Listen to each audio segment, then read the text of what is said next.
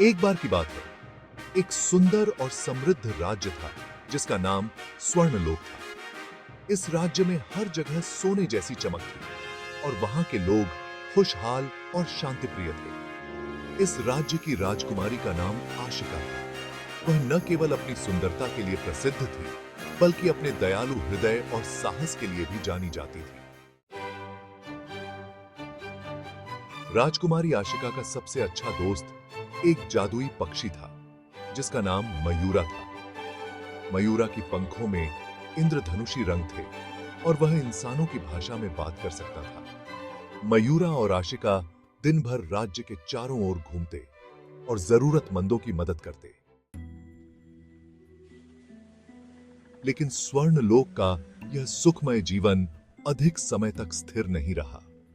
एक दिन राज्य के पास एक डरावनी पहाड़ी से एक जादूगरनी कालिका आई। कालिका ने स्वर्णलोक को अपनी काली शक्तियों से घेरने का प्रयास किया। उसने एक शाप दिया कि अगले पूर्णिमा की रात को राज्य पूरी तरह अंधकार में डूब जाएगा और कोई भी उसे रोक नहीं सकेगा।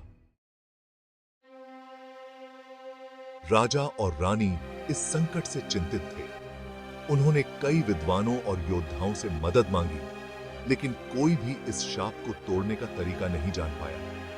तब आशिका ने साहस दिखाया और खुद इस समस्या का समाधान ढूंढने की ठानी। उसने मयूरा से कहा, हमें कालिका की शक्तियों का राज पता करना होगा। सिर्फ वही तरीका है जिससे हम अपने राज्य को बचा सकते हैं। मयूरा ने अपने पंखों से एक जादुई रास्ता दिखाया जो कालिका के महल की ओर जाता था। आशिका और मयूरा उस रास्ते पर चल पड़े। रास्ते में उन्हें कई मुश्किलों का सामना करना पड़ा।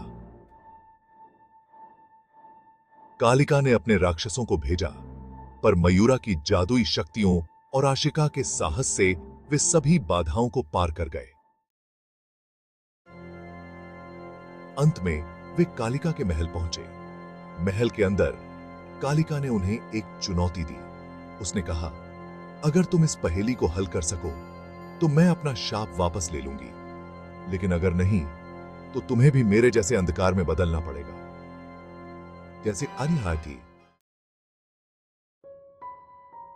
कालिका की पहेली थी, क्या वह चीज है जो दिखाई नहीं देती लेकिन सब कुछ देख सकती है? आशिका ने गहरी सोच में डूबकर जवाब दिया, वह चीज है आत्मा। आत्मा देख नहीं सकती, पर वह सब कुछ महसूस कर सकती है।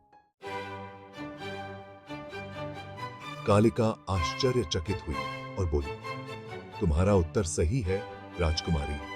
तुमने मेरी चुनौती पार कर ली है। मैं अपने शाप को वापस लेती हूं।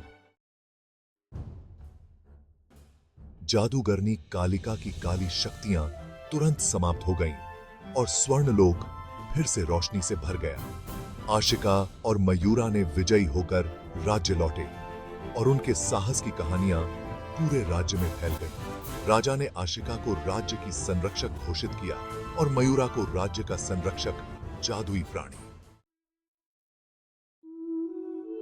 इस तरह स्वर्णलोक फिर से खुशहाल हो गया और आशिका की बुद्धिमानी और साहस ने सभी को सिखाया कि सच्चे दिल और आत्मविश्वास से बड़ी मुश्किलों को हराया जा सकता है।